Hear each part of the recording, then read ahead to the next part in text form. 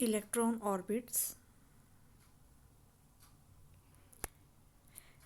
The Rutherford nuclear model of atom predicts that atom as an electrically neutral sphere consisting of a very small, massive and positively charged nucleus at the center surrounded by the revolving electron in their dynamically stable orbit.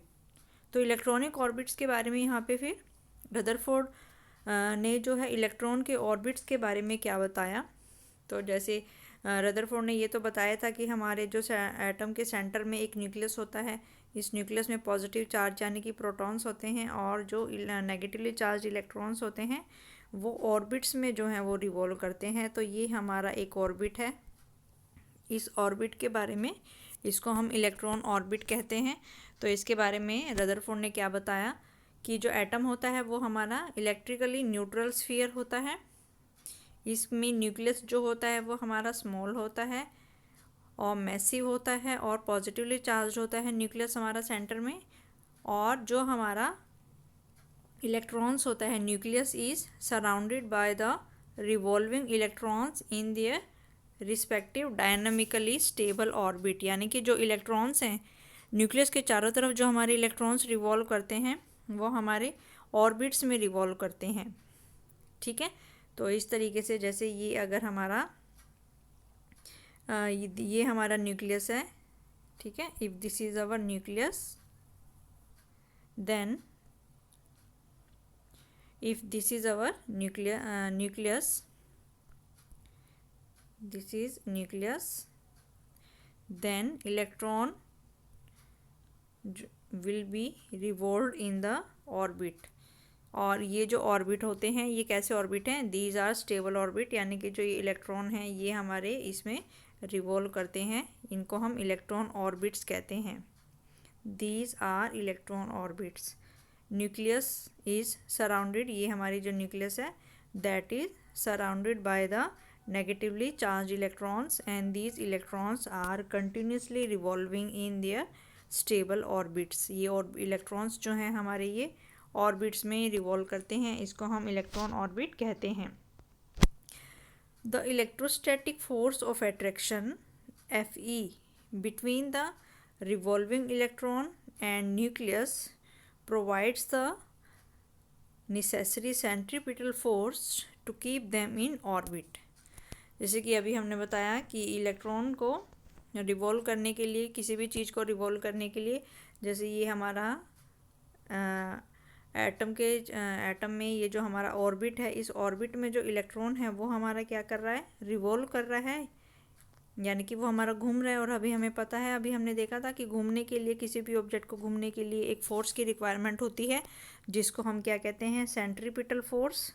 अगर कोई भी चीज़ हमारी circle में revolve करती है तो हमें उसको रोटेट कराने के लिए, घुमाने के लिए, रिवॉल्व कराने के लिए एक फ़ोर्स की ज़रूरत होती है जिसको हम सेंट्रीपिटल फोर्स कहते हैं। और वो जो सेंट्रीपिटल फोर्स है वो किस किस के कहाँ कहाँ से आएगा, वो आएगा जो हमारा न्यूक्लियस में जो पॉजिटिव चार्ज है और हमारा ऑर्बिट के अंदर जो इलेक्ट्रॉन है, इलेक्ट्रॉन पे जो नेगेटिव चार्ज है, इनके बीच में जो फोर्स ऑफ अट्रैक्शन होगा वही फोर्स ऑफ अट्रैक्शन जो है सेंट्रीपिटल फोर्स को प्रोवाइड करेगा। ठीक है, यानी कि न्यूक्लियस का नेगेटिव चार्ज, न्यूक्लियस का पॉजिटिव चार्ज, इलेक्ट्रॉन का नेगेटिव चार्ज, इनके बीच में जो फोर्स ऑफ अट्रैक्शन है वही सेंट्रीपिटल फोर्स का काम करेगा। यहाँ पे जो हमारा मान लो ये हमारा इलेक्ट्रॉन है, इस पे नेगेटिव चार्ज है और ये हमारा न्यूक्लियस है, इस पे पॉजिटिव चार्ज है। ठीक है, तो इनके बीच में हमारा फोर्स ऑफ अट्रैक्शन होगा, क्योंकि एक नेगेटिव चार्ज है और एक पॉजिटिव चार्ज है, तो जो फोर्स ऑफ अट्रैक्शन होगा उसको हम क्या लिख लेंगे, Fe, क्योंकि ये इलेक्ट्रिक फोर्स होगा। ठीक है, चार्ज पार्टिकल के बीच में ये फोर्स है और यही फोर्स किसके बराबर होगा, यही फोर्स हमारा कूलम फोर्स के बराबर, सेंट्रीपिटल फोर्स के बराबर होगा।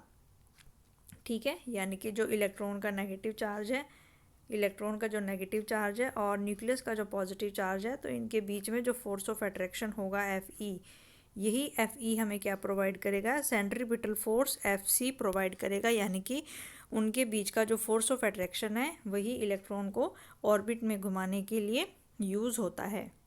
तो यही इसमें बताया गया है, ठीक है, कि जो हमारा सेंट्रीपिटल फोर्स है वो हमारा इलेक्ट्रिक फोर्स के बराबर होगा। और हमें पता है कि सेंट्रीपिटल फोर्स की वैल्यू किसके बराबर होती है, centripetal force is equal to mv²/r। तो ये सेंट्रीपिटल फोर्स हो गया। और ये कहाँ से आएगा, इलेक्ट्रॉन और न्यूक्लियस के एट्रैक्टिव फोर्स की वजह से, ठीक है। और अगर हम लें यहाँ पे क्या दिया हुआ है, z=1। z=1 का मतलब कि इलेक्ट्रॉन भी इसमें एक है और प्रोटॉन भी इसमें एक है, ठीक है। इसका मतलब कि ये हमारा जो न्यूक्लियस है, न्यूक्लियस के अंदर जो प्रोटॉन है ये भी एक है, और ये जो ऑर्बिट है, इस ऑर्बिट में जो इलेक्ट्रॉन है ये भी एक है, ठीक है। तो यहाँ पे एक प्रोटॉन है न्यूक्लियस के अंदर और ऑर्बिट के अंदर एक इलेक्ट्रॉन है। तो अगर हम इसका फोर्स निकालें, कूलम फोर्स निकालें, फोर्स ऑफ अट्रैक्शन, ये होगा हमारा 1/4πε0। Q1 की जगह आएगा यहाँ पे चार्ज ऑफ इलेक्ट्रॉन E और charge of proton E upon उनके बीच के डिस्टेंस का square is equal to r²। तो जो हमारा न्यूक्लियस जिसके अंदर केवल एक ही प्रोटॉन है और ऑर्बिट जिसके अंदर केवल एक ही इलेक्ट्रॉन है, तो उनके बीच का जो कूलम फोर्स ऑफ अट्रैक्शन आएगा वो आएगा 1/4πε0 E अपॉन r², ठीक है। तो यहाँ पे हमारे पास ये आ गया कूलम फोर्स जो हो गया 1/4πε0, पहला चार्ज E जो कि इलेक्ट्रॉन का है, दूसरा चार्ज E जो कि प्रोटॉन का है, अपॉन r²।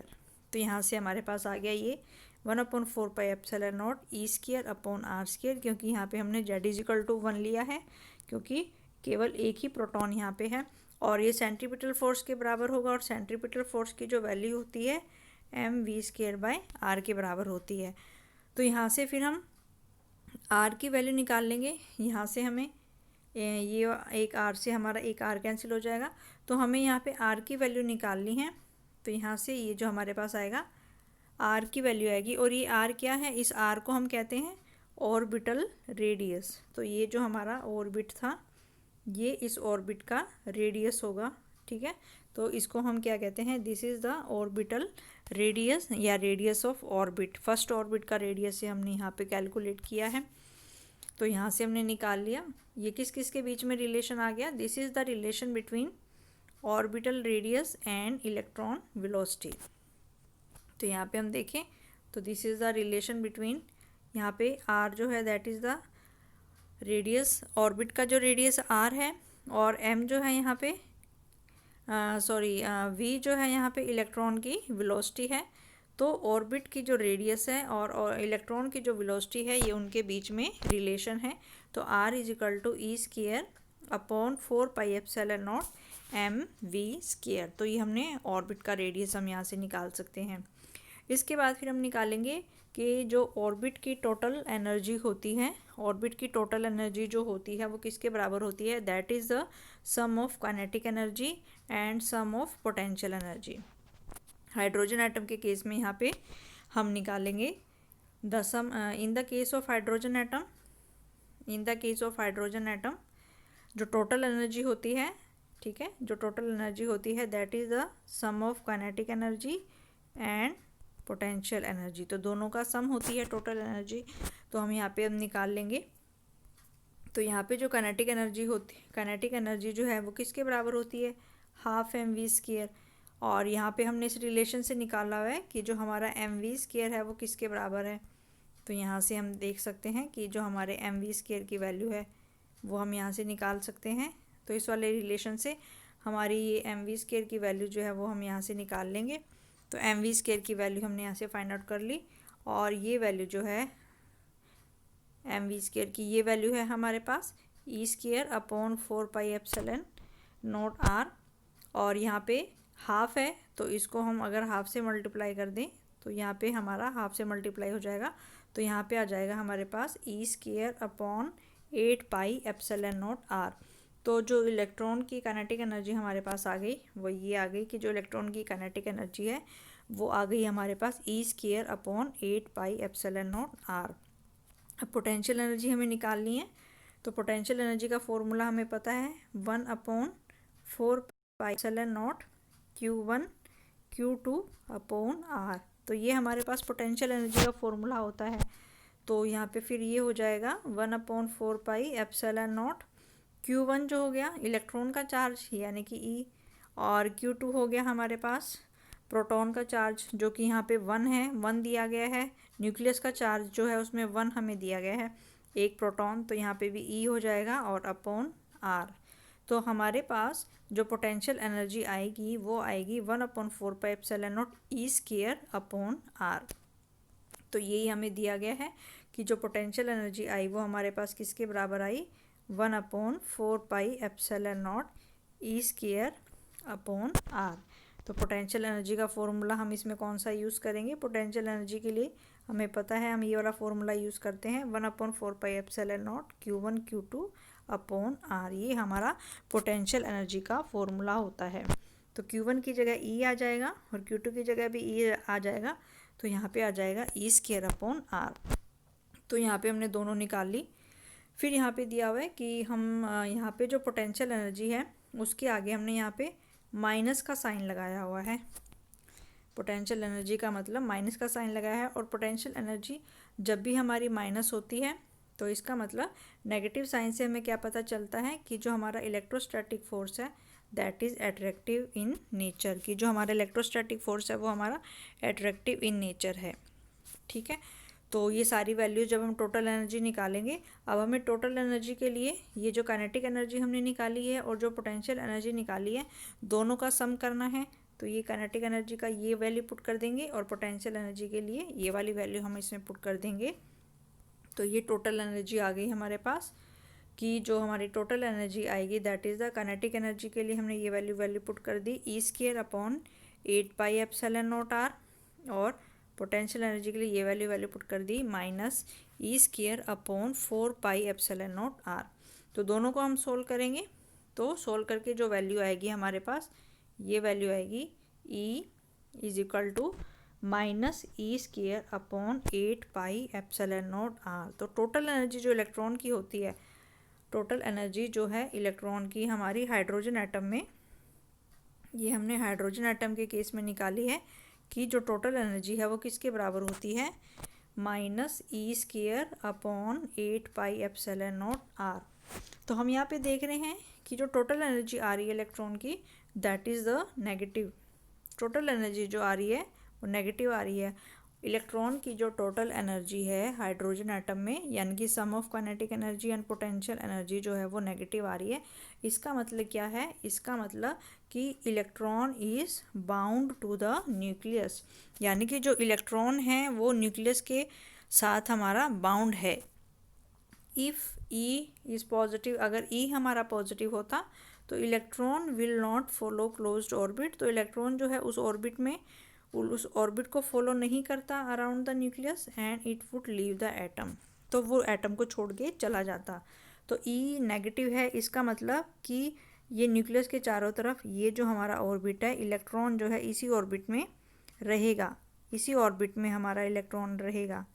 एनर्जी नेगेटिव है, टोटल एनर्जी नेगेटिव का मतलब कि ये जो इलेक्ट्रॉन हमारा इस ऑर्बिट में रिवॉल्व कर रहा है, ये इसी ऑर्बिट में जो है ये रिवॉल्व करता रहेगा, यानी कि इलेक्ट्रॉन जो है हमारा इसी ऑर्बिट के अंदर बाउंड है, इसी ऑर्बिट को छोड़ के वो नहीं जाएगा, इसी ऑर्बिट के अंदर हमारा इलेक्ट्रॉन जो है वो बाउंड है। क्योंकि पोटेंशियल एनर्जी नेगेटिव है, एनर्जी नेगेटिव है, इसका मतलब वो जो है हमारा एट्रैक्टिव नेचर है और इलेक्ट्रॉन जो है इसी ऑर्बिट में रहेगा। लेकिन अगर एनर्जी हमारी पॉजिटिव आ जाती तो ये जो इलेक्ट्रॉन है इस ऑर्बिट को फॉलो नहीं करता और वो इसको छोड़ के चला जाता, यानी कि ऑर्बिट में इलेक्ट्रॉन फिर आपका नहीं रहता और वो इस ऑर्बिट को छोड़ के चला जाता और it would leave the atom.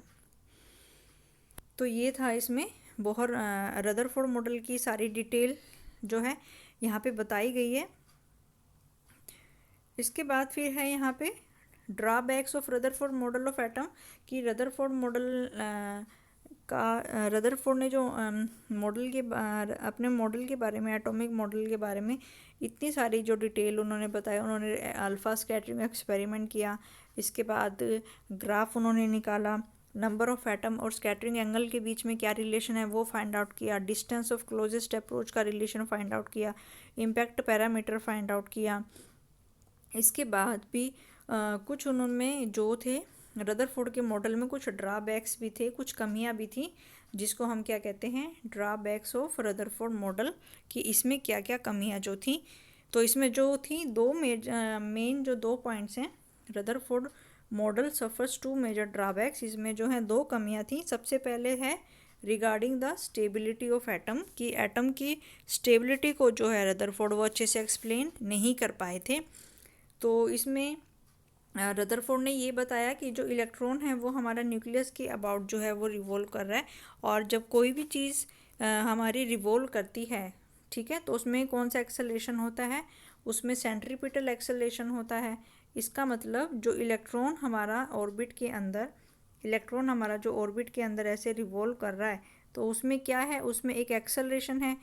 और इसका मतलब, और ये हमने पढ़ा हुआ है इलेक्ट्रोमैग्नेटिक वेव वाले चैप्टर में, हमने पढ़ा है कि कोई भी अगर हमारा एक्सेलरेटेड चार्ज पार्टिकल होता है, कोई भी अगर हमारा एक्सेलरेटेड चार्ज पार्टिकल होता है, तो वो क्या प्रोड्यूस करेगा, that will produce the electromagnetic waves, that will produce the electromagnetic waves. ये हमने इलेक्ट्रोमैग्नेटिक वेव वाले चैप्टर में पढ़ा है कि कोई भी accelerated charge particle is the source of electromagnetic wave.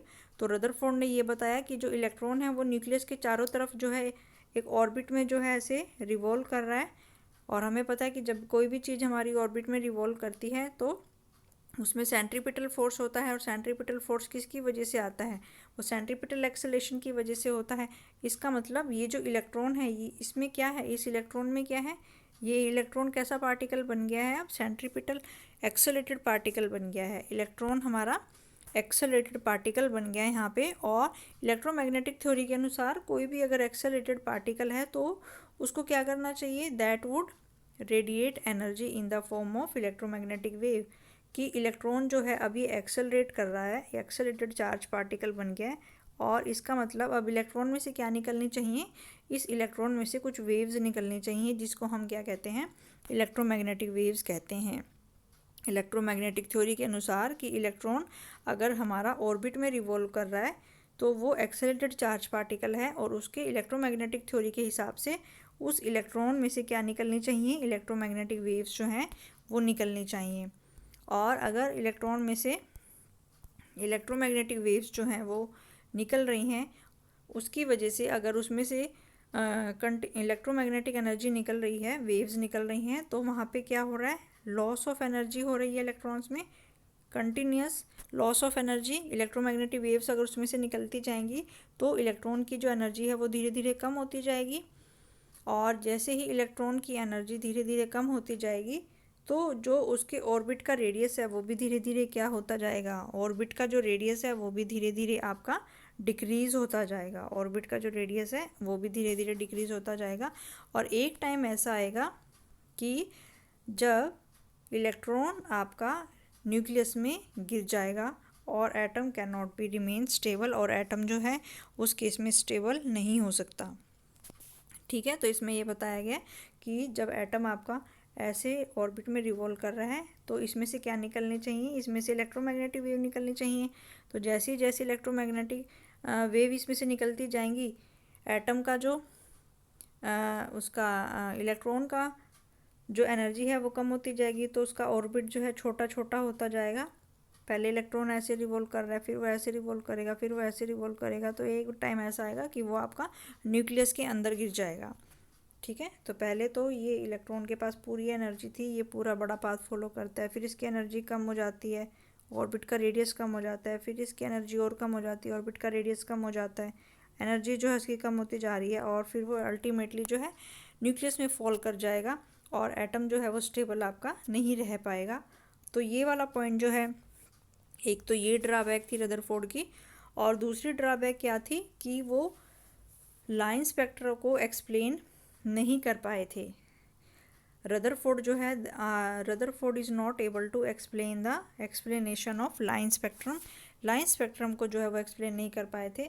तो इसमें क्या था कि जैसे ही due to the continuous decrease in the radii of electron orbit, तो जैसे ही इलेक्ट्रॉन में से इलेक्ट्रोमैग्नेटिक वेव निकल रही हैं, इलेक्ट्रोमैग्नेटिक वेव निकलने की वजह से उसके जो ऑर्बिट का रेडियस है वो लगातार क्या हो रहा है, ऑर्बिट का रेडियस जो है वो लगातार हमारा छोटा होता जा रहा है। और अगर इलेक्ट्रॉन का ऑर्बिट हमारा लगातार छोटा होता जा रहा है तो उसमें जो इलेक्ट्रॉन है उसकी फ्रीक्वेंसी जो है घूमने की फ्रीक्वेंसी वो भी हमारी लगातार चेंज होती जा रही है। ठीक है, तो पहले हमारे पास ये बड़ा ऑर्बिट था। ठीक है, तो बड़ा ऑर्बिट था तो इलेक्ट्रॉन की फ्रीक्वेंसी भी जो होगी ज़्यादा होगी। अब क्योंकि इसमें से इलेक्ट्रोमैग्नेटिक वेव निकल रही है, इसकी एनर्जी कम हो गई तो ऑर्बिट का रेडियस कम हो गया, यानी कि इलेक्ट्रॉन की फ्रीक्वेंसी चेंज हो गई। फिर अब इलेक्ट्रॉन में से निकल रही है आपकी इलेक्ट्रोमैग्नेटिक वेव्स, तो अब इसका ऑर्बिट जो है और छोटा हो गया, यानी कि इसकी फ्रीक्वेंसी भी कम हो जाएगी। फिर ऑर्बिट और छोटा हो जाएगा, इसकी फ्रीक्वेंसी और कम हो जाएगी। तो ऑर्बिट और छोटा हो जाएगा, फ्रीक्वेंसी कम हो जाएगी। तो इस तरीके से इसमें से जो वेव्स निकल रही हैं, यानी कि यहाँ से जो वेव निकल रही हैं, तो सबकी फ्रीक्वेंसी जो होगी वो अलग अलग होगी। सब में से जो इलेक्ट्रोमैग्नेटिक वेव्स निकल रही हैं तो सबकी फ्रीक्वेंसी जो है वो अलग अलग होगी।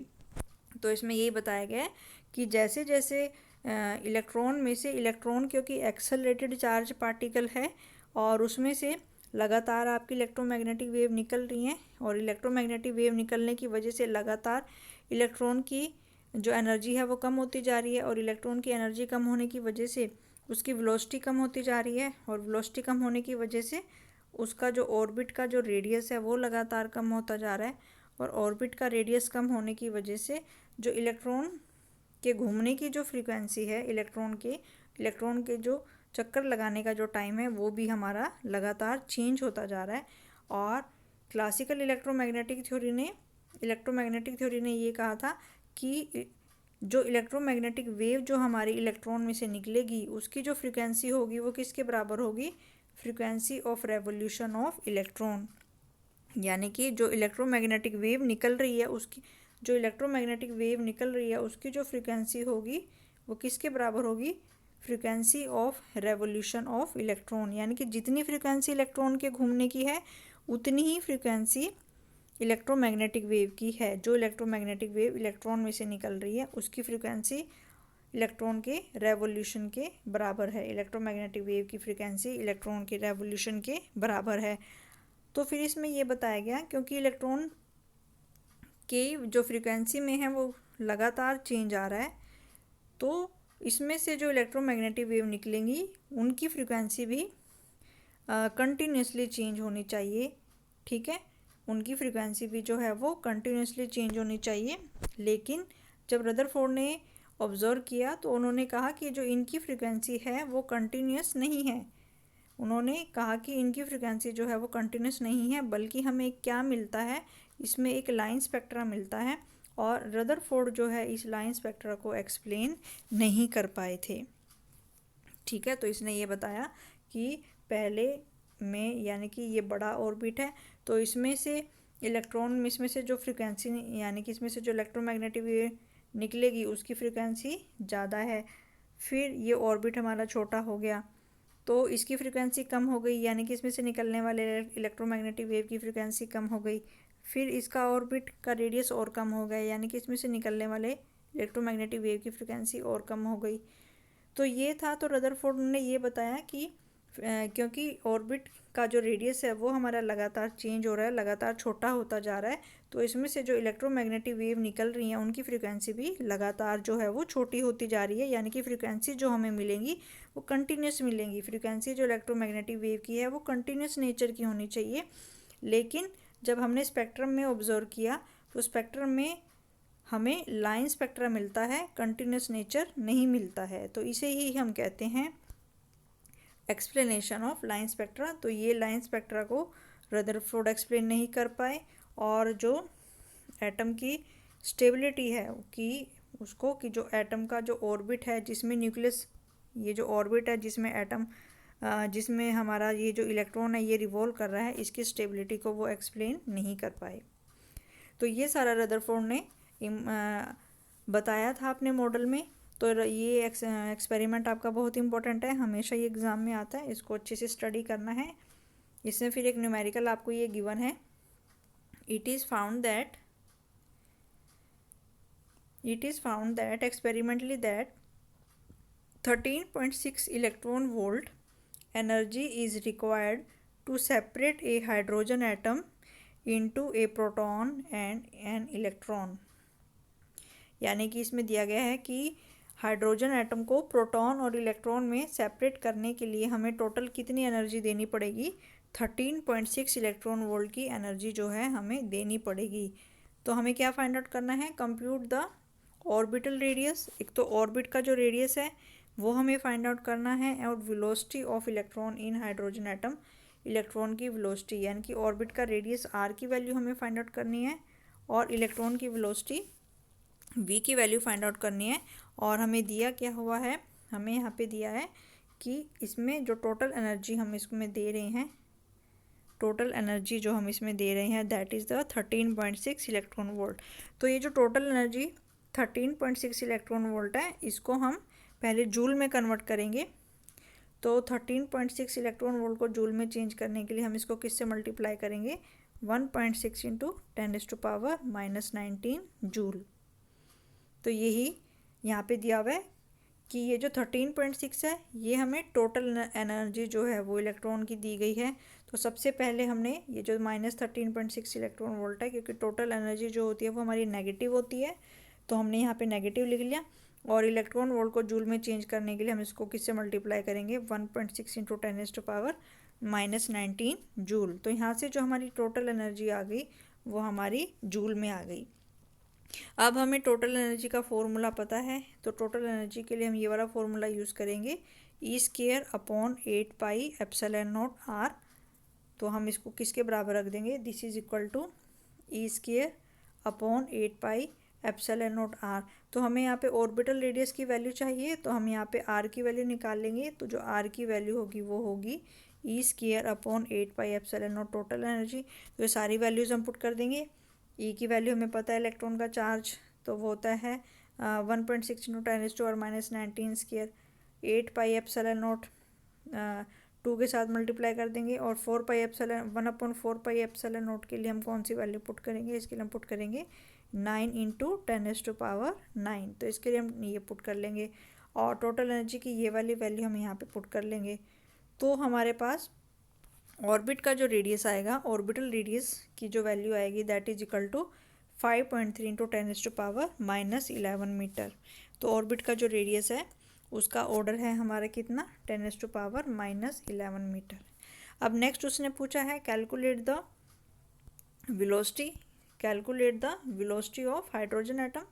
तो वेलोसिटी के लिए फिर हम यहाँ से निकाल लेंगे, यहाँ से हम वेलोसिटी के लिए निकाल लेंगे, इस वाले फॉर्मूले से हम निकाल लेंगे। तो यहाँ से अगर हम इसकी वैल्यू निकालें v²,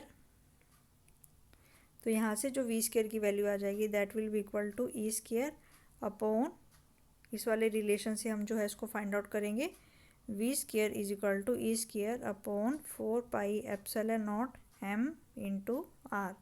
तो जब हम v² करेंगे तो यहाँ पे फिर हम इसका क्या कर लेंगे, इसका अंडर रूट जो है हम यहाँ पे लिख लेंगे। ठीक है, तो यहाँ से फिर हमने वेलोसिटी का ये फॉर्मूला कैलकुलेट करके हमारे पास आ जाएगा E/4πε0mr।